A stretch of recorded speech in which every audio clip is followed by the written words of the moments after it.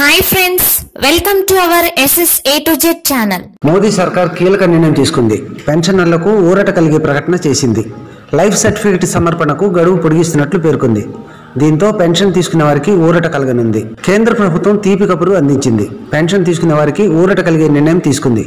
Life certificate సమర్పణకు గడువును పొడిగించింది. Central government పెన్షనర్లకు ఇది వర్తిస్తుంది. దీంతో పెన్షన్ తీసుకునే వారికి ఊరట కలగనుంది.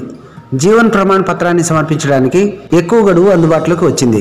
మోదీ సర్కార్ తాజా నిర్ణయంతో పెన్షనర్లు ఇకపై లైఫ్ సర్టిఫికేట్ను వచ్చే ఏడాది ఫిబ్రవరి 28లోగా సమర్పించవచ్చు. కేంద్ర ప్రభుత్వం ఇలా గడువును పొడిగించడం ఇది రెండోసారి కావడం గమనార్హం.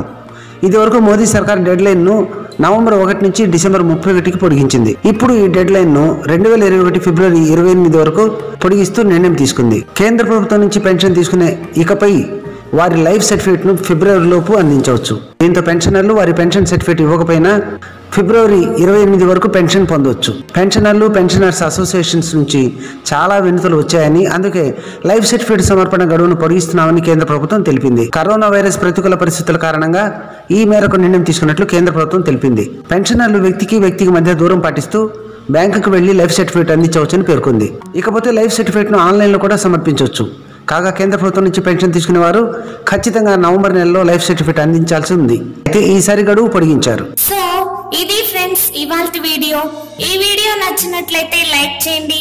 మీ ఫ్రెండ్స్ అండ్ ఫ్యామిలీ మెంబర్స్ లో ఎవరికైనా యూజ్ అవుతుంది అనుకుంటే వెంటనే షేర్ చేయండి. ఈ వీడియోపై మీ అభిప్రాయాన్ని కామెంట్ రూపంలో తెలియచేయండి. అండ్ మన ఛానల్ ని ఇంకా ఎవరైనా సబ్స్క్రైబ్ చేసుకోకపోతే వెంటనే సబ్స్క్రైబ్ చేసుకొని పక్కనే వచ్చే బెల్ ఐకాన్ పై క్లిక్ చేయడం మాత్రం మర్చిపోకండి ఫ్రెండ్స్.